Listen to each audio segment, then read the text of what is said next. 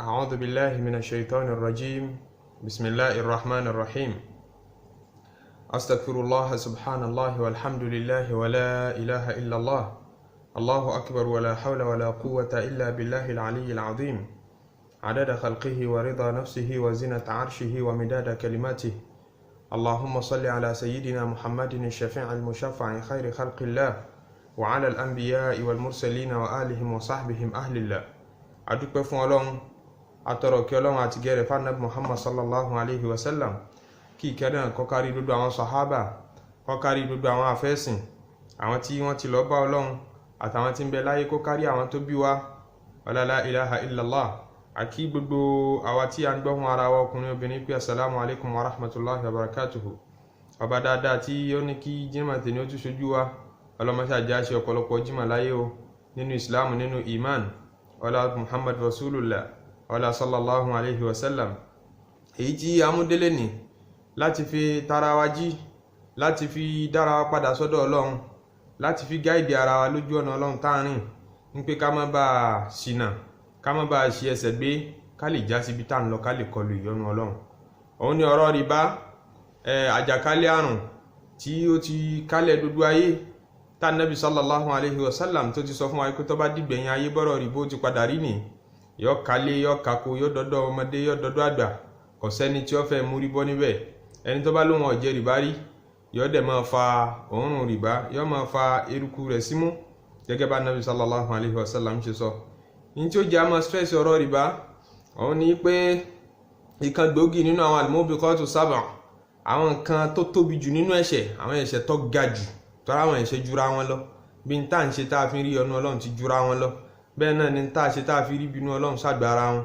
Èyí tó tóbi jù nínú ẹ̀ṣẹ̀, ọ̀kan nínú wọn ni Ànábì fi àríbà sí, ìyẹn kí wọ́n máa jẹ owó èlé, kí wọ́n máa jẹ owó èlé. À ń bọ̀ wá ṣàlàyé kí ní jẹ́ rìbá gẹ́gẹ́. Kó tó di pa Ànábì sallallahu alaihi wasallam lọ bọ́lọ́hun, kó tó di pa Ànábì kú, hajj tó ṣe gbẹ̀yìn, nínú ọ̀rọ̀ àtẹnumọ́ rẹ̀, nkúbẹ́ bí 40 days àbí ó lé sí díẹ̀ tá Nábì ọlọ́ọ̀bọ́ Ọlọ́run sallallahu alaihi wasallam. Nínú ọ̀rọ̀ tá Nábì ń tẹnumọ́ níbi hajjatul wada, ó tẹnumọ́ l'Árafah, nígbà tó tún dé Mákkà padà, tó tún di aṣọ Kaaba mú, ìtún tẹnumọ́. Àwọn mùsùlùmí tó ṣe hajj náà, wọ́n ní around 100,000 ní wọ́n, lórí fàájọ́ sí àwọn sahaba tí wọ́n rọ́wà sí Nábì sallallahu alaihi wasallam lóòjọ́ náà wọ́n pọ̀, tí wọ́n ń gba ohun rẹ̀ wí, gbogbo tó bá ti sọ Ànábì wọn pé gbogbo tí ń sọ yìí, ẹni tí ò sí bí ẹjọ́ gbọ́ o, ẹni tí ò sí bí ẹjọ́ gbọ́ o. Ó summarize Islam fún wọn láti bẹ̀rẹ̀ dé parí, kí gbogbo tí ń bá yín sọ láti bẹ̀rẹ̀ ẹ̀sìn dé parí rẹ̀, ẹ ṣe báyìí, ẹ yé ṣe báyìí, ẹ ṣe báyìí, ẹ yé ṣe báyìí. Nínú tá Ànábì tẹnumọ́ ńjọ́ náà, òun ni ọ̀rọ̀ rìbá, kíyàn jẹ owó ọmọlàkejì lọ́nà tí ó tọ́. Ó ní wa awwalu riban ada'uhu ribal Abbas. Àkọ́kọ́ rìbá tí máa kọ́kọ́ gbẹ́sẹ̀ lé, pé kò sí tí ń jẹ́ bẹ̀ mọ́, rìbá fámílì mi gẹ́gẹ́, rìbá ẹ̀gbọ́n mi Abbas ni. Ànábì sallallahu alaihi wasallam ó fohùn tó lè kọ rìbá, ó fohùn tó lè kọ ká máa ba ọmọlúwàbí ara wa jẹ́, ó fohùn tó lè kọ ká máa dẹ̀jẹ̀ ara wa sílẹ̀ ìjọ́nà sallallahu alaihi wasallam. Ẹlòmí owó pé ẹ kàn sọ pé rìbá, ṣé bẹ́ẹ̀ ni tó lówó ló lówó ẹ̀, ẹni tó sì fẹ́ yá lówó àtẹni tó fẹ́ yáwó wọ́n jọ agree pé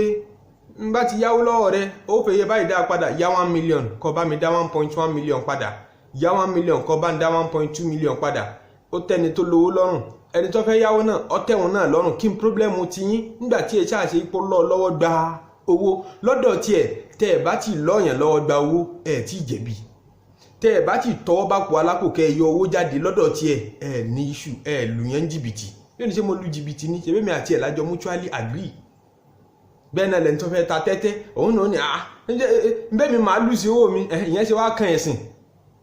Kò tí ì yé wípé ojú tẹ́sìn fi ń wo owó òun rèé. Owó tí ń bẹ lápò rẹ̀ yẹn ìwọ kọ́ ló ní o, owó tí ń bẹ lákàùntì rẹ̀ ìwọ kọ́ ló ní, Ọlọ́run ló lówó. Níjọ́ tó bá ti rí ìgbàgbọ́ bẹ́ẹ̀, tó bá ti yọ pé èmi kọ́ mo lówó, Ọlọ́run ló lówó, ọ̀rọ̀ ẹ̀sìn ó yọ nípasẹ̀ owó. World view rí ó change tó bá ti dọ̀rọ̀ owó. Ó ti mọ̀ pé Ọlọ́run ló ní mí, Ọlọ́run ló lówó, èmi ẹ̀yìn ní nǹkankan. Kódà àkọ́kọ́ ló nira rẹ̀. Ọwọ́ yìí ò lè sọ pé ṣe bọ́wọ́ mi ni, tó bá wùn mí mo lè gé dànù. Kí ni problem ẹnìkan pẹ̀lú mi? Islam ní problem pẹ̀lú rẹ̀ tó bá gé ọwọ́ rẹ̀. Wọ́kọ́ ló ní náà, tí ọmọ bó ti débẹ̀ ni. ẹ sọ iṣẹ́ tó ṣe tó fi lọ́wọ́, wá sọ owó tó san níbì kan tó ń fi fún ọ lọ́wọ́, ó sanwó. Sọ ọba tó ní òun ló ní, òun sì ló lòfin, òun ló sọ wípé má bà property mi jẹ́. Èmi mo lówó, èmi mo ní ọ̀sán kan lápò, èmi mo lówó, èmi mo ní ó dá káùntì rẹ tó fi ń pe lówó tiẹ̀, ó lè ṣe ní tó bá wọn pẹ̀lú ẹ̀. Àìlè ṣe ní tó bá wọn wá pẹ̀lú ẹ̀ lọ́fà tá fi ṣèṣirò rẹ̀ tó bá dijọ́ àkìyámọ̀. Pé bó ló ṣe kó jọ, nígbà tó kó jọ tán bó ló ṣe náà, ó ṣèṣirò rẹ̀ lọ́tọ̀ọ̀tọ̀. Allahu akbar. Ọba tó lówó tó ní walillahi ma fi samawati wal ard, èmi mo ní gbogbo tí ń bẹ sánmà àtilẹ̀. Ọba tó lówó ó ní walillahi khazainu samawati wal ard, èmi mo ní gbogbo pẹ́pẹ́ ọ̀rọ̀ sánmà àtilẹ̀. Ni wọ́n ṣòfin ọ̀nà olóyè kó gbà kówó jọ, ọ̀nà olóyè kó gbà náwó. Ó ní rìbá tó bá gba ọ̀nà náà kówó jọ máa bínú sí ọ. Èdè tó lé lọ́lọ́run fi kọ rìbá nínú Al-Qur'an. Ìyẹn ló fà á tá fi máa gbé ọ̀rọ̀ rìbá yẹ̀wò. Kí ni ń jẹ́ rìbá gan? Kí ni ń jẹ́ rìbá? Lọ́dọ̀ wa ńlẹ̀ Yorùbá àṣìlò èdè, àwọn tó máa bá wa yá èdè Lárúbáwá lò, kódà àwọn tí ì ṣe mùsùlùmí ẹgbẹ́ táwọn náà máa dáṣà rìbá, ó ń jẹ rìbá, ó ń gba rìbá, ẹ pa rìbá tì, ẹ máa gbọ́ àṣà yẹn káàkiri nínú, ẹ máa gbọ́ lérí rédíò. In táwọn gbọ́ yé sí ni pé owó ẹ̀yìn, bribery ni wọ́n máa tú rìbá sí, ìtukùtù ni rìbá kọ́ yẹn, ritual ni wọ́n ń pele yẹn nínú èdè Lárúbáwá àti nínú Islam. Owó ẹ̀yìn, owó tí ọ̀tọ̀ kéèyàn gbà, owó tó gbà láti fi favor èèyàn níbi ẹjọ́ tí ó yẹ kó favor rẹ̀, ni wọ́n ń pè ní ritual. Òun ni bribery nínú òyìnbó, tí wọ́n bribe èèyàn. Òun kọ́ rìbá o, kọjọ́ra wọn rárá nígbà ń gba rìbá. In tí ń jẹ́ rìbá ni pé mo gbowó tí ó yẹ kí n gbà lọ́nà èlé. Ìran rìbá méjì níbẹ̀, rìbá duyun àti rìbá fadli àbí rìbá sorf. Rìbá duyun òun náà wọ́n ń pè ní rìbá nasi'a, òun náà wọ́n ń pè ní rìbá jahiliya.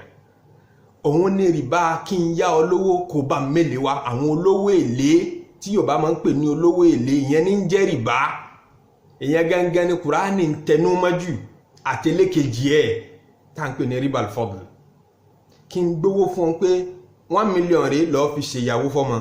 1 million rẹ̀ olóò fẹ́ ṣe renovation ilé rẹ̀, 1 million rẹ̀ olóò fẹ́ sanwó school ọmọ. Àmọ́ nígbà tó bàbá ń dá padà 1.5 ló fi dá padà fún mi o. Nǹkan pè ní rìbá nìyẹn. Ìkànnà kan nínú ọ̀ràn méjì tí rìbá pín sí òun nìyẹn, rìbá nasi'a àbí rìbá duyun. Gba 1 million yìí àbí gba 10 million yìí mo fẹ́ kọ́ máa lọ fi ṣe business fún mi. Àmọ́ o èrè tó máa mú wá lérí ẹ̀, capital yóò gbọ́dọ̀ protect ẹ̀, kò gbọ́dọ̀ dínkù. Tó bá dín ìwọ lọ́rọ̀ san fún mi. Ìyẹn ni pé dandan ni kẹ́ni tó gbówó fún kó protect capital yẹn kò gbọ́dọ̀ dínkù, dandan sì ni kó mérè wá. Gbogbo institution tó bá sọ fún ọ láyé pé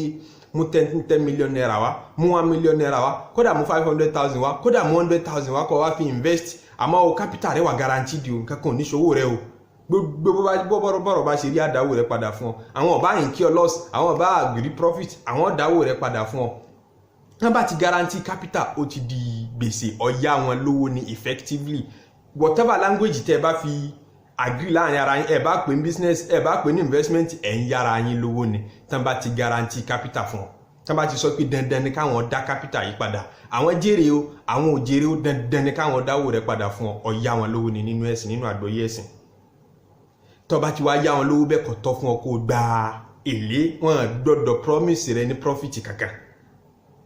n ti ń jẹ́ rìbá duyun nìyẹn. Gbogbo language táwọn èèyàn bá máa fi pè nígbàlódé tán bá ti ní okó owó bẹ́ẹ̀ kalẹ̀ tí wọ́n ti guarantee capital tó kó kalẹ̀ ń pè nǹkan kan ò ní ṣe kò ní pẹ̀dín, àwọn ọba incur loss nínú business táwọn fẹ́ ṣe, àwọn ọba rí profit ń bẹ, dandan ni kí àwọn dáwò rẹ̀ padà fún ọ, kódà dandan ni káwọn tún fún ọ ní èlé, owó èlé lọ gbà yẹn. O ti yá wọn lówó fi gba èlé padà, ìwọ àtẹnitọ́ yá yẹn lówó tó fi gbèlé ẹ̀ yàtọ̀ síra yín. Ìran kínní nìyẹn nínú ìran àríbà. Ìran kejì nínú àríbà òun ni rìbá al-fadl àti rìbá sorf. Òun ni pé mo fẹ́ exchange owó, money exchange. A fẹ́ fi dọ́là exchange, èmi ní náírà lọ́wọ́ mo fẹ́ fi gba dọ́là, ìwọ ní di dọ́là, èmi ní di náírà, àwa fẹ́ exchange ẹ̀. Èmi ní náírà, ìwọ ní di dọ́là, ìwọ ní di náírà, èmi ó wá gbé náírà tèmi ní fún ọ tó ní di náírà, máa fi gba dọ́là lọ́wọ́ rẹ̀. Àbí náírà náà la fẹ́ exchange síra wọn, same currency, a bá fẹ́ exchange dọ́là sí dọ́là tó jẹ́ American dollar fẹ́ exchange ẹ̀ síra wọn àbí mo fẹ́ exchange náírà sí náírà kò bá jẹ́ same currency kò bá jẹ́ currency ọ̀tọ̀ọ̀tọ̀ gbogbo ẹ̀ ló lófin tó bá yẹ sí pé currency ọ̀tọ̀ọ̀tọ̀ ni ìwọ mú dọ́là dání èmi mú náírà dání a fẹ́ exchange ẹ̀ mo fẹ́ ra dọ́là lọ́wọ́ rẹ̀ wọ́n náà sọ pé wọ́n náà fẹ́ ra náírà lọ́wọ́ tèmi bá ṣe exchange ẹ̀ òfin Islam lérí ẹ̀ ní pé on spot ló ní láti jẹ́ ẹ lè exchange ẹ̀ lérí price tó bá wọ̀nyí depending lérí rate tí bá ń lọ ní ọjà àbí kódà kẹ́ mutually agree rate tó bá wọ̀nyí kò sábúrú $500 lè ṣe déédéé 1 naira 500 naira lè ṣe déédéé $1 kò sí èyí tó kan ṣẹ̀ríà níbi rate tówó bá ti currency bá ti yàtọ̀ síra wọn àmọ́ ọ̀dọ̀dọ̀ jẹ́ on spot èmi ò gbọ́dọ̀ kó náírà tèmi kalẹ̀ kó ní wá gba dọ́là tó bá dọ̀túnla ìwọ ò gbọ́dọ̀ gbé dọ́là kalẹ̀ fún mi nísìnyí kí ní kó wá gba náírà tó bá di next week ó gbọ́dọ̀ jẹ́ on spot ní Islam ò fi faramọ́ àwọn kan nínú derivatives táwọn bankers máa ṣe tá máa ṣe foreign exchange tán pè ní forex wọn láwọn kankan tán pè ní derivatives bí forward futures àwọn hedging instruments lóríṣiríṣi Islam ò faramọ́ àwọn èyí tó pọ̀ nínú ẹ̀ nítorí rìbá àti nítorí gáràrà odindi ọ̀rọ̀ nìyẹn náà lọ́tọ̀ tí ẹ ká bára wa sọ lọ́tọ̀ àti bára wa sọ̀rọ̀ nípa gambling rí tá a mẹ́nu bà àwọn derivatives díẹ̀díẹ̀ á tún padà tún bára wa sọ nítorí bí tẹ́tẹ́ sí ń pọ̀ láwùjọ wa lénìí èyí tá a fẹ́ focus lélẹ́rí lẹ́ni ni ọ̀rọ̀ àríbá tó bá ti jẹ́ currency kan náà lẹ́jọ́ fẹ́ exchange náírà sí náírà àwọn èèyàn máa exchange náírà sí náírà for some reasons a fẹ́ ṣènáwó ìyàwó a sì máa náwó lójú àgbo àṣà Áfíríkà ní ká máa sowó yálàyàlà lójú àgbo ìwà àbàjẹ́ ká máa náwó lójú àgbo ká máa yẹ̀yí owó mo wá fẹ́ náwó mo fẹ́ ṣe sí kéékèèké 1000 naira lọ́wọ́ mi ò dẹ̀ lè máa ná 1000 naira bóyá gbára mi ò ká bẹ́ẹ̀ mo wá fẹ́ ṣe sí bóyá 500 naira 200 naira 100 naira 30 naira màá wá ẹnìkan màá wá gbé let's assume 20,000 naira àbí 50,000 naira màá gbé fún yóò wá kó náírà fún mi náírà náà lówó tó dá padà fún mi o àmọ́ kò ní jẹ́ 1000 naira denomination yẹn á ti yàtọ̀ yóò jẹ́ bí 10 naira àbí iye tí n bá ṣàfẹ́ kó bá ń pín sí yìí tí ó fi dá 50,000 naira padà fún mi padà yóò wá fi dá padà ní bóyá 45,000 naira fún mi 5,000 naira yóò máa jẹ́ géènì tòun tó bá mi ṣe owó sí kéékèèké tó bá mi jẹ́ kí denomination owó yẹn kéré riba al-fadli ni riba tí yàn gbọdọ̀ kú lérí ẹ̀ tí ìjìyà Ọlọ́run tí ń bẹnu al-Qur'ani tọ́ sí òun ni ó ń tọ̀hún dánwò same currency exchange ẹ̀ value wọn dẹ̀ yàtọ̀ síra wọn quantity wọn ti yàtọ̀ síra wọn òun náà ń pè ní riba al-fadli Ànábì ní gbogbo ọjọ́ tẹ́ ẹ bá ti fẹ́ exchange owó bẹ́ẹ̀ wa idha ikhtalafatil asnafu tówó tá a bá fẹ́ change tó bá ti yàtọ̀ tó jẹ́ dọ́là sí náírà fabi'u kayfa shi'tum exchange ẹ̀ bó bá ṣe wọ̀nyí yadan biyadin àmọ́ kó jẹ́ on spot àwọn tó bá jẹ́ sí pé iye kan náà ni àfi kí dandan ni kó jẹ́ sí pé owó yẹn òdòdó dínkù síra wọn wọ́n kún ẹ máa rí wọn kún Nàìjíríà wọ́n máa wá ṣẹ́yìn lówó tẹ́ bá fẹ́ ṣènáwó àwọn ti gbé owó kéékèèké tán rò pé fẹ́ ná wọ́n ti kó dání ẹ máa gba bí 1000 naira lọ́wọ́ yín wọ́n máa fi dá 900 naira padà so 100 naira difference yẹn gẹ́gẹ́ ni èrè tóun náà fẹ́ jẹ ríbà ni nínú àwọn mọ́bí kọ́ọ̀tù sábọ̀n àwọn nǹkan tí yẹn ẹ̀ṣẹ̀ tí yẹn gbọ́dọ̀ lọ bọ́lọ̀ ń pàdé lérí ẹ̀ tó tóbi jù ọjẹ́ kan bẹ́ẹ̀ láfi gbọ́dọ̀ pera wa sí àkíyèsí yìí ó ń béèrè ó wà béèrè pé rìbá tẹ́ ń sọ̀rọ̀ rẹ̀ yìí gbogbo wa depend lé lérí gbogbo banking institution apápátá wọ́n fún wa ní interest kí ni Islam rí nípa eléyìí náà kí ni Islam sọ sí eléyìí náà ṣáàtì torí ẹ̀ ṣáà ní ṣàkáùntì sí báǹkì mọ́ ẹjá kọ́kọ́ gbọ́ yé kí n báǹkì ń ṣe ká kọ́kọ́ jẹ́ ó yéra wa kí ni ń ṣẹlẹ̀ nínú banking institutions fẹ́ni tó bá check definition tán pé bank lè lo oríṣiríṣi terminology ká máa sọ pé a ní savings wá save owó rẹ̀ sọ́dọ̀ wa ẹni tó bá gbọ́ tóun bá kàn wo wọ́ọ̀dù yẹn tó bá jẹ́ layman yóò sọ pé kóun save owó yẹn ni pé owó tí ń bẹ lápò òun yìí tí jàǹdùkú àtolè ó mọ̀ lépa ẹ̀mí òun káàkiri kóun kàn ra save ẹ̀ sí báǹkì kó save síbẹ̀ yọ́ mọ̀ owó bóyá gbígbà pé báǹkì láwọn bọ́ọ̀sì kan tán mọ́ kó àwọn owó yẹn sí wọ́n kàn ti pa níjọ́ tó bá ti dé tó fẹ́ gbà padà wọ́n sì rọra kó owó rẹ̀ fún ẹni tí ń ṣẹlẹ̀ nínú báǹkì kọ́ yẹn o kò yí ọ rárá ni o tí báǹkì bá gba owó lọ́wọ́ rẹ̀ tán pé savings in tí wọ́n gbọ́ yé sí nípa àwọn yáwó lọ́wọ́ rẹ̀ àwọn yá owó ní ọwọ́ rẹ̀ ìwọ ló ń sì gbọ́ yé báǹkà gangan sọ fún pé à ń yáwó ni o tó bá lọ yẹ definition báǹkì wọ́n sọ fún pé institution tí ń yáwó lọ́wọ́ ẹni tó ní tí ò tí ì nílò tí ń dẹ̀ ń yá ẹni tí ó ní bùkátà sí tóun ò lówó lọ́wọ́ ní ti ń jẹ́ báǹkì nìyẹn un channel fund látọ̀dọ̀ àwọn tó ní tí wọ́n tí ní bùkátà sí tán fẹ́ tọ́jú ẹ̀ wọ́n wá yá lọ́wọ́ wọn nípẹ́ yẹn kó wá ẹjẹ́ ayá ẹni tó ti ní ìdí owó àmọ́ tí ò lówó lọ́wọ́ ẹjẹ́ ayá wọn. Iṣẹ́ tí báńkì ṣe intermediary lásán ní iṣẹ́ banking institutions. Intermediary láàrin ẹni tó lówó lọ́wọ́ àtẹni tí ò lówó lọ́wọ́ ní jẹ́ banking. Tẹ́ bá ti kówó kété tẹ́ bá kó owó lé báńkì lọ́wọ́ báńkì ò sun ó. Báńkì ló làkídà doctrine money doesn't sleep, owó kì í sùn. Tá bá ti gbà tán kò sí tí wọ́n ń jẹ́ pá wà tọ́jú ẹ̀ wà kó pamọ́ sí kódà central bank ò ní gbà wọ́n láyè tán bá fẹ́ ṣe bẹ́ẹ̀. Central bank kankan láyè ò ní gbà wọ́n láyè kí wọ́n ṣe bẹ́ẹ̀ tó rọ́ gbọ́dọ̀ san interest fún wọn tó kówó fún wọn wọ́n depositor dandan ni kí wọ́n san àfi tẹ́ bá mutually agree pé kán mọ́ san tiẹ̀ lókù bóyá o ṣí current account àbò tiẹ̀ ṣí savings account náà wá agree láwọn ibì kan wọ́n allow kíyàn agree bẹ́ẹ̀ pé savings ni àmọ́ mọ́ san interest fẹ́mi. Láwọn ìlú kan bí Britain mo gbọ́ pé wọ́n ti change òfin pé kódà lè mutually agree pé wọ́n ní san interest wọ́n gbọ́dọ̀ san báńkì ó san interest fún ọ so wọ́n yáwó lọ́wọ́ rẹ̀ ní basically wọ́n dẹ̀ fi dá èlé padà ní tí ń ṣẹlẹ̀ nínú báńkì nìyẹn. Kí n báńkì náà wá ń fowó ṣe wọ́n ní ṣe bá ń fowó wá ṣe business ni so wá lè jèrè. Báńkì ò ní business kankan tí ń ṣe báńkì ọ̀tajà o central bank ọ̀la wọn kí wọ́n ṣe é kó lè gbọ́ kó lè yí ọ dáadáa láìsẹ́ǹsì tí wọ́n máa fún wọn kọ̀ aláwo kí wọ́n ṣe bísínẹ́sì kankan tọ́tayọ ipe kan máa yá àyàn lówó.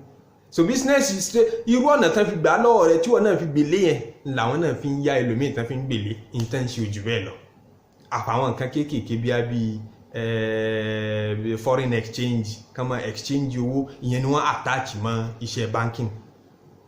So ìyẹn jẹ́ ó yé wa pé àti savings account àti current account àtàwọn microfinancing wa náà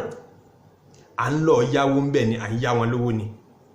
Ti current account tó jẹ́ ó fúyẹ́ ni pé èmi ti sọ fún wọn pé account mi current ẹ má san interest lé lérí. Nígbà tó dẹ̀ current tí wọ́n rí invest dáadáa bí account mi nítorí pé mo lè wá gbà at any time ó fà kí wọ́n má san interest lérí account mi. Làwọn àfóhùn mímọ̀ fi ní òun sì tún fúyẹ́ ju savings account lọ. À ń bọ̀ wá sọ létà kí ni ìdájọ́ kí o lákàntì ní báńkì tó ti di ń tà lè ṣayé láì rí ta ló fẹ́ kó dání mọ́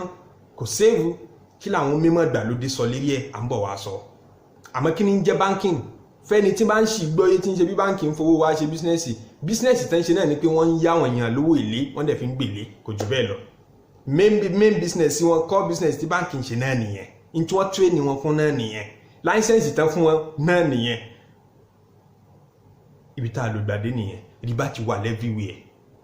In tí mo fẹ́ fàyọ ń bẹ̀ náà ni pé rìbá ti wà everywhere. Gbogbo apápátá láti tọrùn bọ̀ rìbá láti tẹnu bọ̀ rìbá láti tẹsẹ̀ méjèèjì bọ̀ rìbá. Níjọ́ tí Ọlọ́run ṣe rìbá léèwọ̀ nígbà tó rí pé kálukú ti tọrùn bọ̀ kánẹ́bì tó dé díẹ̀díẹ̀ lọ́lọ́run gbá àwọn èèyàn kúrò ń bẹ̀. Nígbà tọ́lọ́run akọ pátápátá èdè tó le ló fi kọ́ nígbẹ̀yìngbẹ̀yìn. Ọlọ́run kọ́kọ́ ní wà má ataytum min riba nínú Suratu Rum oni wa ma ataytum min riba liyarbu fi amwalin nas fala yarbu inda Allah. Gbogbo nte bá fún àwọn èyàn te le fi ń gba riba owó èlé tí wọ́n kan jókòó síbi kan tó ní káwọn kan máa lọ ṣiṣẹ́ owó wá ó kówó fún wọn ó gbé 1 million fún 10 million fún lọ fi ṣe business wá ó jèrè kò jèrè wo fẹ́ gbọ́n kankan tí ẹ rí ìjókòó yẹn ni wọ́n ti fẹ́ máa jèrè. Gbogbo alamọ tí ń jẹ́ business kò sí business ọ̀hún nínú kó mèrè wá ń bẹ̀ àbí kó incur loss. Ẹni tó gbó lé lọ ó wá lóhun yìí kí ọlọ́sọ olóòfẹ́ gbọ́ lọ wá owó mi wá kó pé àtèrè àtòjú owó àtèrè rìbá ni. Èèyàn ń jòkó lójú kan máa jèrè nìyẹn ìyàn expose ara ẹ̀ sí market risk ìntí Islam ń gbógun ti nìyẹn. Ọlọ́run wá ń sọ ní Al-Qur'ani pé gbogbo owó tẹ́ ẹ bá ná bẹ́ẹ̀ tẹ́ ẹ bá fi gba rìbá fala yarbu inda Allah nǹkan lékún láyé ni kò lékún lọ́dọ̀ Ọlọ́run wọ́n ló ṣe bá àlùbáríkà ń gun owó rẹ̀ àlùbáríkà ó gùn. Wa ma ataytum min zakatin àmọ́ ìtẹ́ bá fi yọ zakatẹ́ fi ṣe ọmọ làkejì láàánú turiduna wajha Allah tẹ́ fi ń wojú rí Ọlọ́run fa ulaika humul mudhifun ìyẹn ni ó lékún lọ́dọ̀ Ọlọ́run ìyẹn làlùbáríkà rí ó lékún ìyẹn ni yóò lékún tó bá dijọ́ àkìyàmọ̀ ìyẹn lọ́lọ́run fi dá àdípèlé ẹ̀san padà fún yín. Ṣé pé èdè yẹn ó sọ pé ẹ má gba rìbá mọ́ ó kàn ń sọ fáwọn yẹn pé kò dáa tó zaka kò dáa tó sàárà mọ́kàlélẹ́yìn ò ti sọ̀kalẹ̀ nínú Suratu Rum. Ìgbà tó yá Ọlọ́run tún gbé síwájú díẹ̀ òfin tuntun míì tún dé tó tún pa tàtẹ̀yìnwá yìí rẹ́ lọ́lọ́run wá ń sọ pé la ta'kulu riba ad'afan mud'afatan ẹ yé jẹ rìbá lájẹjù mọ́ compounding interest. Nígbà tó yá yẹn lówó tó tún nígbà tí ò ti rí dá padà yìí tó tún compound yẹ lọ tó tún compound yẹ lọ ẹwúye tí Nàìjíríà yá ní Paris Club around $16 billion ní Nàìjíríà sì san tó lé ní $40 billion àdẹ̀ tí ìsanwó yẹn tán ṣẹtẹ́rà burú rìbá lọ́básanjọ́ fún rẹ̀ fi lánú sọ pé òun ò rí tó burú tó rìbá gbogbo ayé ní kò tí ọ̀rọ̀ Ọbásanjọ́ káàkiri pé Nigerian president kan sọ báyìí tó rà ti sanwó yẹn àti san tó léléye tá a jẹ́ gángan àdẹ̀ tí ìsan tán compounding interest ní jẹ́ bẹ́ẹ̀ bí ṣe ń ba ayé jẹ́ nìyẹn ọmọ Nàìjíríà ò tí ì yó ń sanwó fún àwọn kan lówó tí ọ̀tọ̀ tí ń jẹ́ aburú tí ń jẹ́ rìbá nìyẹn yóò bẹ̀ economy jẹ́ yóò ba ayé àwọn èèyàn jẹ́ tí Islam bá gbógun ti nǹkan Islam ti rí gbogbo ẹ̀ tán tó rọ́ba tí ń ṣòfin ọba tó rí wa tán ni tó bá sọ pé ẹ má dédì nǹkan ó ti mọ̀ pé kò lè pè wá láíláí àwọn economist pọ̀ tí wọ́n ti ẹ̀ ṣe mùsùlùmí tán jẹ́wọ́ pé aburú tó kan ìgbà tá a wà yìí tó tóbi jù tó kan gbogbo economy tó jẹ́ kí aláìní ó túmọ̀ tòṣì sí tó rìbá kò sí. Ọlọ́run wá gbé kúrò lọ́rọ̀ compounding interest nígbà tó yẹ wá gbé lọ sí level kẹtì ẹ má dédì àti simple interest àti compounding interest ẹ má dédì kankan má rárá lọ́wọ́ aṣọ kí wá ahallallahu al-bay'a wa harrama riba Ọlọ́run ṣe kátàkárà ó ṣe lálàálí èèwọ̀ ní kẹ́ dédì rìbá èèwọ̀ ní kẹ́ dédì rìbá. Nínú Suratul Baqara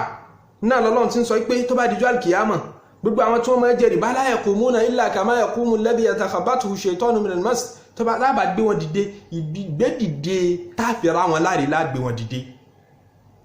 Ìdójútì ó wà fún gbogbo ẹni tí ń tayé jẹ rìbá ìdójútì ó wà fún wọn tó bá dijọ́ alkiyama. Ọlọ́run tún bá ọ̀rọ̀ lọ ó ní faman ja'ahu maw'izatun min rabbih wá sí tá ń ṣe yẹ ni tó bá gbọ́ tó bá ṣe tán àti lò fantaha tó wá jáwọ́ ń bí rìbá jíjẹ falahu ma salaf lókè Ọlọ́run ní máa forí ẹ̀jìn. Àmọ́n àdẹ ẹni tó bá ní irọ́ wọn ń pàjáre wọn lájú ní wọn understand ibi tá a lọ ayédè yìí wọn gbọ́ contemporary world yìí tó wá lóun wọn máa jẹ́ lọ fa ulaika Ọlọ́run láwọn ẹni bẹ́ẹ̀ ashabun nar ó fẹ́ jìyà náà nìyẹn ìwà aná ló bẹ̀rẹ̀ sí ní máa wù yẹn ó fẹ́ jìyà náà ni hum fiha khalidun máa jẹ wọ́n yà náà wọ́n á dẹ̀ máa bẹ́ẹ̀ lọ gbére. Ọlọ́run sọ̀rọ̀ rìbá láìdá ó sọ bíi 2 pages lọ́lọ́run fi ń discuss ọ̀rọ̀ rìbá nínú Suratul Baqara. Ọlọ́run wá bá ọ̀rọ̀ débi tí ń sọ pé àní tẹ́bálẹ̀ ní jáwọ́ fa illam taf'alu tẹ́bálẹ̀ ní jáwọ́ fa adhanu bi harbin min Allahi wa rasulihi ó yẹ kéde ń pẹ́ ti ṣe táàtì bọ́lọ́run àtànẹ́bì jagun ta ló ṣe táàtì bọ́lọ́run jagun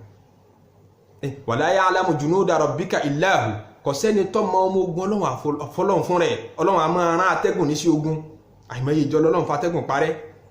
Ọlọ́run a máa rán iṣẹ́ iná ní sí ogun ní pé mo fẹ́ lọ fi ọpa àwọn kan rẹ́ Ọlọ́run fi iná bínú sáwọn kan ó fatẹ́gùn bínú sáwọn kan ó fi omi bínú sáwọn kan kò sí ntọ́lọ́run ò lè gbé ó fa àwọn màláíkà jagun kò sí ntọ́lọ́run ò lè fi jà yẹn lógun ó lè fòṣì jà yẹn lógun. Ṣé ìtí ń ṣẹlẹ̀ sí wa yìí náà tó gbogbo àwùjọ tẹ́ ẹ bá ti rí rìbá tó bá ti spread ń bẹ̀ ẹ rí òṣì lọ́dọ̀ àwọn olòṣì yóò máa lágbára owó lọ́dọ̀ àwọn olówó yóò máa olówó lówó ju bó ti yẹ lọ olòṣì yóò tòṣì ju bó ti yẹ lọ yóò create gap tó lágbára láàrin olówó àti olòṣì ní tí rìbá máa dá lẹ́nu yẹn. Nínú ọmọ ogun Ọlọ́run tí máa fi bá yẹn jà tó ní ẹ kéde ń pẹ́ ṣe tán àti bá mi jagun màá dẹ̀ bá yín jagun ẹni tó bá ti lóhùn ní jáwọ́ ń bí rìbá ó lè dẹ̀yàwó rẹ̀ sí ọ ó lè dẹ̀yàwó rẹ̀ sí ọ tó ní gbádùn ayé bó ti lówó ọ̀hún lọ́wọ́ tó tẹ́sí pé kó o tó wọlé báyìí kìkìkì láyàrí ọmọ mi bígbà kó fẹ́ wọ military zone tí ọmọ hàn èèmọ̀ gidi ó prefer kó o sunu mọ́tò ju kó wọlé lọ ó lè dẹ ọmọ rẹ̀ sí ọ nínú ọmọ ogun Ọlọ́run tọ́lọ̀ bá farapa mọ́ báyàn wí èèyàn onímọ̀ ó ṣe bá sàsí ni ó ṣe bá àwọn kan ayé kan ní í sí ọ Ọlọ́run ní jí ọ níyà lérí ọ̀rọ̀ Ọlọ́run tó gbọ́ yọ sọmọ rẹ̀ dọ̀tá rẹ̀ tínú rí ọmọ fojojú sunkún lérí rẹ̀ Ọlọ́run lè ṣe bẹ́ẹ̀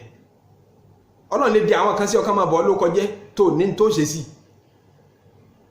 Ọlọ́run a máa farapamọ́ báyàn jà ó ní fa'adhanu bi harbin minallahi wa rasulihi tẹ́bá tilẹ̀ ní jáwọ́ ẹ kéde ẹ dẹ̀ sáìn ẹ àgírí pé ti ṣe tá àti gbé mi Ọlọ́run jagun ta ló lè bọ́ Ọlọ́run jagun ta ló lè fèsì Ọlọ́run má bá wa jà. Àwọn èdè yìí lọ́lọ́run fi kọ́ rìbá nínú Al-Qur'an. Annabi sallallahu alayhi wa sallam ó jí níjọ́ kan ní wọ́n sọ fáwọn sàhábà pé amúmírí mọ́júmọ́ yìí ra'aytu laylata rajulayni atayani Imam Bukhari ló gbà hadith náà wá pé lóru mọ́júmọ́ yìí mo rí nígbà tí mo sùn àwọn arákùnrin méjì kan ìyẹn àwọn màláíkà tán gbá wọ ènìyàn wọ̀ wọ́n wá bá mi fa akhbarani àwọn méjèèjì wọ́n fún mi nírò àbí fa akhrajani sorry wọ́n mú mi jáde ila ardi muqaddasa wọ́n mú mi lọ sí ilẹ̀ mímọ́ kan ilẹ̀ yẹn mọ́ gan wọ́n bára mi ní ilẹ̀ mímọ́ kan àwọn arákùnrin méjì kan ló mú mi débẹ̀ fantalaqna àwa ń lọ hatta atayna ala nahri min damin àwa dé ibi odò kan min damin o ẹ̀jẹ̀ ní odò yẹn odò ẹ̀jẹ̀ ni odò náà tóbi odò ẹ̀jẹ̀ Allahu akbar fihi rajulun qa'imun arákùnrin kan dúró nínú odò yẹn kí má gé kúkúrú arákùnrin kan bẹ nínú odò ẹ̀jẹ̀ yẹn táwọn kékeré lẹ́yìn ṣe nínú odò ẹ̀jẹ̀ ti bò dàrú Ànábì ní arákùnrin kan wá dúró létí odò yẹn òun kó òkúta tó tóbi tọ́pọ̀ ó kó dání arákùnrin tí ń bẹ nínú odò yẹn dúdú ìgbà tó bá ti palẹ̀ máa ti jáde nínú odò tó fẹ́ escape tó ń jáde bọ̀ láti inú odò yẹn arákùnrin tó dúró létí odò tó gbé òkò dání ó tún lẹ́ ní òkò ńláńlá yóò fi òkò yẹn tì í lọ sínú odò padà lódò ìgbà tí bá ń try láti jáde wọ́n fi òkò dá padà sínú ẹ̀jẹ̀ tí wá bò dàrú ó ti wà nínú agbami ẹ̀jẹ̀ Allahu akbar lòun wá ń béèrè lọ́wọ́ àwọn arákùnrin méjì àwọn màláíkà méjì yẹn pé ta lára arákùnrin yìí tí wọ́n fi yà jẹ tó báyìí kí láà ṣe wọ́n ní rìbá ló gbáyé jẹ àti bọ̀tán gbogbo ẹni tó bá gbáyé jẹ rìbá bíi tí rí nìyẹn àti bọ̀tán gbogbo ẹni kódà nílẹ̀ Yorùbá ń jọ tẹ́sìn ò tí ìdílẹ̀ Yorùbá wọ́n mọ̀ pé gbogbo àwọn olówó èlé wọn èkú dáadáa gbogbo olówó èlé pátápátá wọn èkú dáadáa ń jọ tá yóò sí institutionalize ní tẹ́ńpé banking owó èlé tó corporate tá ń wò wọ́n tí inú owó tó mọ̀ dún kí ọmọ mi ríṣẹ́ rẹ o ọmọ mi ríṣẹ́ báńkì ní ti ń ṣiṣẹ́ Allahu akbar níjọ́ tí ò tí dà bẹ́ẹ̀ àwọn olówó èlé tó máa ṣe individually inú ilé tí ó máa yá àwọn èèyàn lówó èlé tí ó máa fi gbèlé Yorùbá gangan máa sọ pé wọn èkú re wà fẹ́ ìlànà tẹ́ ẹ bá lè rí tòótọ́ tẹ́ ẹ bá ń gbé yẹ̀wò ẹ rí pé wọn kì í láti bọ̀tá dáadáa ìyẹ́ Ọlọ́run látàyè máa jẹ wọn kó tó di tàlkìyàmà kọ́lọ́ mọ́ fi yáyà tàlkìyàmà jẹ wá àwọn nǹkan wọ̀nyí la ní káfẹ́ rárá wa létí ọ̀rọ̀ rìbá ń pé ẹjẹ́ àjìnà sí ìbágbára bá ti mọ̀ kì í sí aburú kékeré o kì í sí aburú kékeré ó dẹ̀ ti wọnú ọ̀ fún gbogbo wa ń bí alọ́ ayédè yìí yóò kó bá ẹ̀kọ́nọ́mì wa ẹnìkan béèrè pé kí wá ní ìyàtọ̀ láàrin kíyàn tajà àti kíyàn yáyàn lówó torí owó náà property mi ni èmi mo ní àkáǹtì mi ló wà àpò mi ló wà mo dẹ̀ kó fún yàn mo ní bá ń fi dá iye báyìí padà kí ni ìyàtọ̀ láàrin àtẹni tí mo kó bàtà mi fún bàtà lẹ́sìkè mi náà mo ní mo wá sọ fún pé bàtà iye báyìí ni bàtà yìí wọ́ ti 1 million naira mo wá fẹ́ tà fún mo ní kọ́ra lọ́wọ́ mi ní 1.1 àbí 1.2 èmi rà lọ́jà ní 1 million mo wá tà fún ní 1.1 àbí 1.2 àtẹni tó gbé owó tí yóò fi ra bàtà yẹn instead kó fi ra bàtà káàṣì yẹn gẹ́gẹ́ 1 million ó gbé fún ó ní bá mi fi dá 1.1 padà àbí 1.2 kí ni ìyàtọ̀ méjèèjì ìyàtọ̀ yẹn náà làwọn kèfèrí ń béèrè tọ́lọ̀ fi sọ pé qalu innamal bay'u mithlu riba wọ́n ní akátàjàkárà àti káyáyàn lówó ká fi gbèlé kọ yàtọ̀ síra wọn Ọlọ́run ní wa ahalla Allahu al-bay'a wa harrama riba bẹ́ẹ̀hùn yàtọ̀ sí rìbá akátàjàkárà yàtọ̀ sí rìbá ìyàtọ̀ tí ń bẹ́ẹ̀ òun láti understand pé Islam ojú tí Islam fi wo owó yàtọ̀ sójú tí fi wo commodities goods and services Islam ọ̀dọ́ owó yé ní tó lè máa tà tó lè máa rà owó èṣe tó lè tà tó lè rà nínú Islam tó máa wá fi jèrè pé mò ń ta owó mo fi ń ra owó mo fi ń jèrè tí currency bá yàtọ̀ mo ti ṣàlàyé lẹ́yìn lẹ́ẹ̀kan o pé à ń exchange currency ó lè profit lérí ẹ̀ Ànábì sọ bẹ́ẹ̀ àmọ́ pé same currency mo fẹ́ ta náírà fún 1 million naira mo fẹ́ kó fi dá 2 million naira padà fún mi kì í ṣe tí yẹn lè jèrè lélẹ́rí níjọ́ tá ń bẹ́ léwe táwọn economist tí ó bá ṣàlàyé kí ni jẹ́ owó fún wa wọ́n ní medium of exchange tá a fi máa exchange goods and services wọ́n sọ pé owó fún rẹ̀ gangan dá value kan ní intrinsic value kankan àáfin exchange ní medium of exchange lásán lówó ẹni tí máa ń wá owó tí ń pé owó à ń wá owó nítorí nǹkan tá a fẹ́ fowó ṣe ni owó gangan ò lè benefit wa ó dà gbé dání gẹ́gẹ́ bí example arákùnrin kan tẹ́ mú lọ sí desert example yìí ni ìmọ̀ fún gbogbo ẹni tó bá dàrú mọ́ lọ́wọ́ ẹ mú lọ sí desert kan kò sí igi kankan bẹ́ẹ̀ kò séso kankan bẹ́ẹ̀ kò sí odò kankan bẹ́ẹ̀ tó ti lè mú mi kò sí nǹkan kan kò wá sẹ́ni tó lè pè ránṣẹ́ kò sí goods kò sí services kò sí nǹkan kan níbẹ̀ tó lè fi survive ẹ wá kó $1 trillion cash ẹ kó síbẹ̀ fún pé $1 trillion cash yẹ ẹ kó síbẹ̀ fún kí wọ́n nìkan wá ṣe ọ̀sẹ̀ kan bíi àtàrákùnrin kan tẹ́ mọ́ òun lọ sí ilẹ̀ tó ẹ́ sí pé ó kún fọ́fọ́ pẹ̀lú oúnjẹ èso nǹkan jíjẹ nǹkan gbogbo tó wù tó bá fẹ́ jẹ láyé ló wà ń bẹ gbogbo ẹni tó bá fẹ́ pè yàn ránṣẹ́ ẹ kú ọmọ ọ̀dọ̀ tí bíbà ẹ gbé sínú ilé ńláńlá ẹ gbé mọ́tò fún ẹ gbé gbogbo tó lè nídìí fún àmọ́ ẹ mọ́ fún ní $1 bó ti kéré mọ́ ẹ mọ́ fún. lẹ́yìn ọ̀sẹ̀ kẹ́ lọ bí àwọn méjèèjì yẹ̀wò ta ni ó ṣẹ́kù láyé ta ni ó kù of course yìí tó wà lórí desert yóò ti parẹ́ yóò ti kú dànù ìbẹ̀lẹ̀ tí mọ̀ kí owó láǹfààní kankan tá a fẹ́ fowó ṣe ló nítumọ̀ ìtì Islam ojú tí Islam fi wo owó nìyẹn ló fi ní pé ẹyẹ nígbà tí n bá táwa mẹ́ta bá ń gbénu yàrá tẹ́sí pé gbogbo ilé ayé ọ̀kọjá yàrá kan ẹjẹ́ àsùnmù bẹ́ẹ̀ èmi wá ní owó lọ́wọ́ gbogbo owó tí ń gbénu yàrá yẹn pátápátá èmi lọ́lọ́run kó fún ń jẹ́ $1 million mo wá fẹ́ fún mo fẹ́ ṣàánú àwọn méjì tí wọn ò lówó lọ́wọ́ mo wá yá kan ní 100,000 mo yá kejì náà 100,000 èyí tí mo yá 100,000 mo ní ó fi dá 120,000 naira padà fún mi èkejì náà bẹ́ẹ̀ nínú yàrá yẹn níbo làwọn méjèèjì fẹ́ rí 20,000 tí ó jẹ́ èlé yẹn tí wọ́n fi dá padà fún mi gbogbo currency tó wà in circulation pátápátá nínú economy kò kọjá $1 million mo wá yá wọn ní 100,000 wọn á ní kán bá ń wá èlé 20,000 wá níbo machine wo ló fẹ́ print owó yẹn fún wọn àfi kán jáde nínú yàrá yẹn tí wọ́n bá jáde tá a bá àsùnmù pé gbogbo ilé ayé ọ̀kọjọ́ yàrá yẹn túmọ̀ sí pé wọ́n lè láíláí rí wọ́n ṣẹ́kù lẹ́rù mi tí mọ̀ ń jẹ́ fún táyé ìparẹ́ ẹrú ni wọ́n máa jẹ́ ní tí ń bẹ́ ń bí rìbá nìyẹn ní central bank fi gbọdọ̀ mọ́ print owó torí wọ́n ti mọ̀ pé àwọn ti dá aburú lẹ̀ àbí kí wọ́n mọ́ print owó káwọn yóò lè rówó san wọ́n ti institutionalize rìbá create wealth create ń tà fowó ṣe tó bá a ṣe ń create owó ní tán pè ní money creation ìyẹn ni ìyàtọ̀ tí ń bẹ láàrin ká ṣe transaction àti ká ṣe rìbá Islam fẹ́ ká build the wealth ká create wealth ju ká máa láǹ create owó lọ from nothing. Unfortunately bí a lọ ayédélé ní rìbá ìgangan náà ní system wa central bank yóò ní òun create owó instead of wealth creation nítorí torí ẹ̀dá central bank ilẹ̀ náà ní pé kówó lè máa pọ̀ sí kó dẹ̀ máa control inflation tẹ́ bá gbé owó tí ń bẹ ní financial sector tẹ́ bá gbé yẹ̀wò tẹ́ bá compare rẹ̀ ní pé financial sector ìlú kan country kan ẹ bá mú as a case study ẹ mú gbogbo owó tí ń bẹ ní financial sector banking sector àti capital market ẹ compare rẹ̀ pẹ̀lú owó àbí GDP ìlú náà ẹ rí i pé iye tí GDP yẹn wealth gangan ọrọ̀ tí ń bẹ nínú ìlú iye tí a constitute lẹ́gbẹ̀ẹ́ owó financial sector máa pọ̀ gan torí pé àwọn fígọ̀ náà khayaliya ni wọ́n nọ́mbà tí kò tí sí káṣí ẹ̀ gan nílẹ̀ wọ́n ti create ẹ̀ lọ́gbà kí wá lọ translate sí nínú real economy kò rúlẹ̀ sí tó nǹkan gbogbo kí níwọ̀n yìí reality ní Islam ti rí ló fi sọ pé ẹyẹ débi ìrìbá ibi tí ó sùn ní dé ìdí aburú ni olówó máa lówó sí olòṣì ó dẹ̀ máa tòṣì sí èyí tí ó fi ṣe bẹ́ẹ̀ ẹ ṣe transaction ẹ gbówó business fún àyín tí wọ́n tó gbówó business kalẹ̀ tó gbé fún yẹn tó ń tọ̀ ń bá incur loss tí è ṣe pé negligence o tí è ṣe pé willful misconduct o tí è ṣe pé mọ̀ọ́mọ̀ àbófẹ́ lu ọ́n jìbìtì ó ṣe gbogbo tó yẹ kó ṣe ó wá incur loss kò rọ́jà tàbó ti yẹ nítorí àwọn ìdí kan nínú market ìwọ tó ní capital náà gbọdọ̀ bá understand ẹ ní láti jọ share loss ní kóhun share loss effort tí ẹ kí wọ́n náà share loss nínú owó tó gbé fún báyìí ó ṣe gúnrégé nìyẹn ẹnìkan gbọ́dọ̀ máa jèrè kẹ́nìkan máa gbé lọ́ọ̀sì ní gbogbo gbà bí Islam ṣe create balance nìyẹn nínú economic system. Anabi sallallahu alayhi wa sallam ó ní tó bá dìgbẹ̀yìn ayé ẹni tí ó bá wọn jẹ nínú rìbá gùbáàrù rẹ̀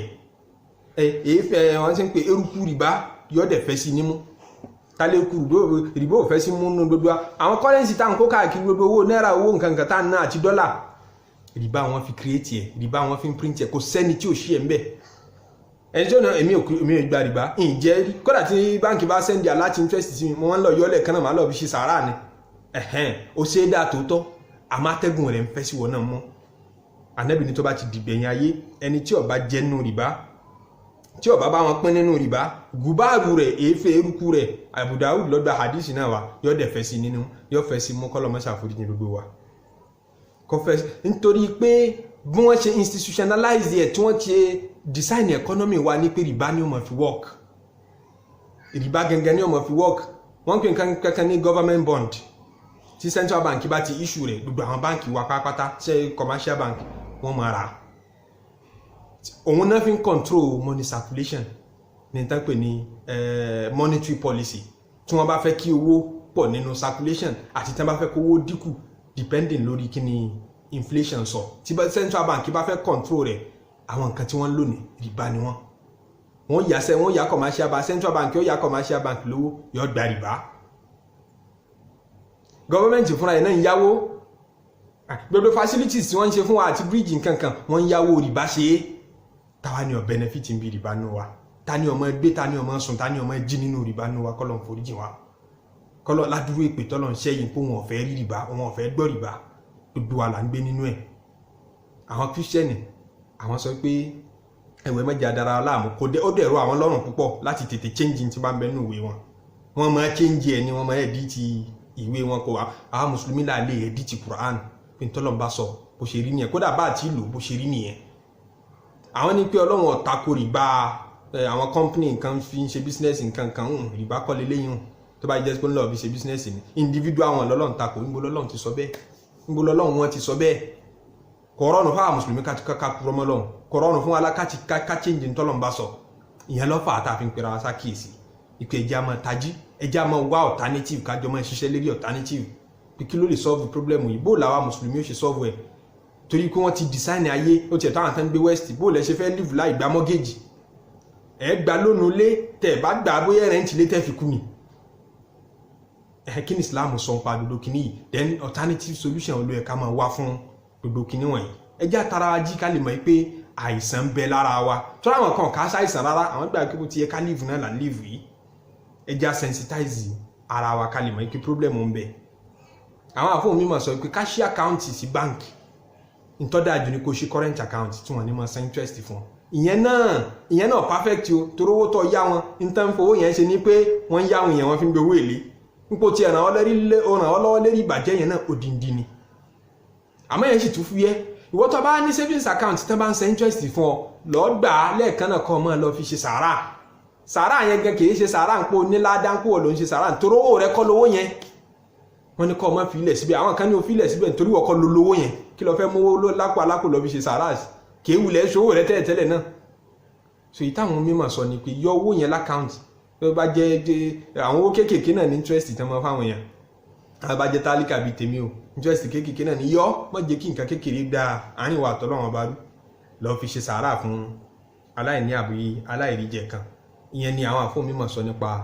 ọ̀rọ̀ káṣí àkáǹtì sí báńkì. Ìyẹn náà la fẹ́ fi tara jí nípa ọ̀rọ̀ rìbá, kọ́lọ́mọ ṣàforíjìn wá, kọ́lọ́mọ ṣàforíjìn wá, kọ́lọ́mọ ṣàforíjìn wá, kó yá fi ẹ̀ṣẹ̀ wa. Àti lo kọjá táìmù tá a máa fi bára wa sọ̀rọ̀. Ẹ má bínú, ọ̀rọ̀ rìbá kẹjú ju mo ti sọ yìí lọ. Kódà ó ṣeéṣe ká tún tẹ̀síwájú nínú àlàyé kó lè yé àwọn èèyàn dáadáa. Àwọn contemporary transactions táwọn èèyàn ń ṣe, transaction gbàlódé tó ní rìbá nú táwọn èèyàn dẹ̀ fura pé rìbá ni, táwọn pera wa sáwọn àkíyèsí rẹ̀ díẹ̀díẹ̀ tí nígbà ń padà yá. Ọlọ́run ṣáà fi ẹ̀sìn rẹ̀ yé wa jù báyìí lọ. Tan ìmọ́lẹ̀ sínú ọkàn wa, kó tan ìmọ́lẹ̀ sínú ìlàkàyè wa, tan ìmọ́lẹ̀ sínú ìgbésí ayé wa, kó já báyọ̀ nù Ọlọ́run bá pàdé láyé kó tó dijọ́ alkiyama, foríjìn wa láyé kó tó dijọ́ alkiyama, dáṣọ àṣírí bò wá láyé kó tó dijọ́ alkiyama. Wala la ilaha illallah. Èní ni Jímọ̀, ẹ má jẹ́ àgbà dúdú sí ẹjọ́ Jímọ̀, ká ṣàṣàlátù kó pọ̀ fún Ànábì sallallahu alaihi wasallam. Ọlọ́run jẹ́ àṣẹ ọ̀pọ̀lọpọ̀ Jímọ̀ láyé. Subhana rabbika rabbil izzati amma yasifun. Wassalamu ala al-mursalin walhamdulillahi rabbil alamin.